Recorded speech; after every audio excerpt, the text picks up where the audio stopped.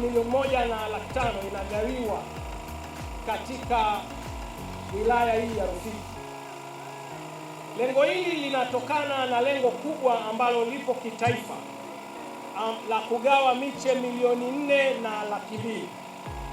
Kulikuwa kumepangwa kugawa takriban miche 296,200 peke yake katika hii mkoa wa wilaya ya Rufiji, lakini kilichotokea, kulikuja ombi ambalo lilionyesha umuhimu wa kuongeza idadi hiyo, na hivyo idadi hiyo iliongezwa kutoka miche hiyo 296,200 mpaka kwenda miche milioni 1.5.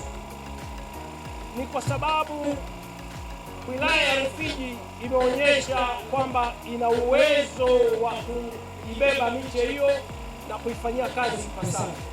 Idadi hiyo ya miche, na ukilinganisha na lengo la miche ya kitaifa, ni sawasawa na 35.7% ya miche yote ambayo imelengwa kugaiwa kitaifa. Jambo ambalo si dogo, ni kwamba inaonyesha kabisa kwamba eneo hili limepata upendeleo wa hali ya juu.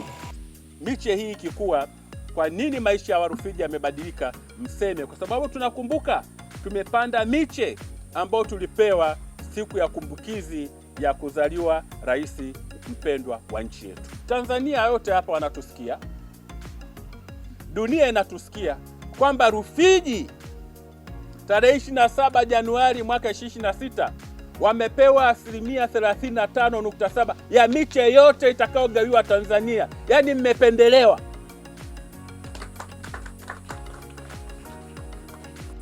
Tumieni neema hiyo Mwenyezi Mungu aliyetuletea.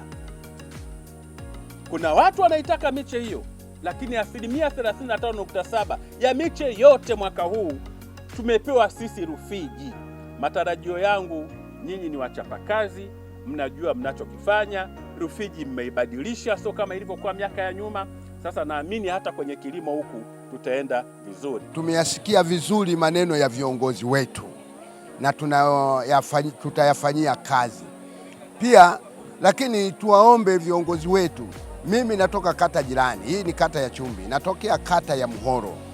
Kata ya Muhoro eneo lake kubwa ni la bonde, na eneo hilo kubwa la bonde linakaliwa na wafugaji. Sasa tuwaombe serikali watupatie maeneo ya mali asili, watukatie ekari kadhaa na sisi tuweze kulima, ili tuweze kufaidika na uzinduzi huu na upandaji huu wa mikorosho, na sisi tuweze kushiriki kwa sababu eneo letu lipo katika mazingira hayo.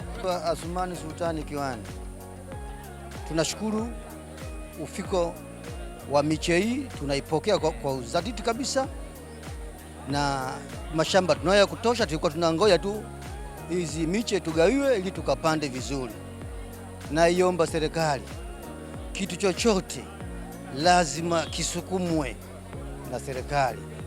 Jambo la kupata lina ugumu wake. Tunawashukuru sana.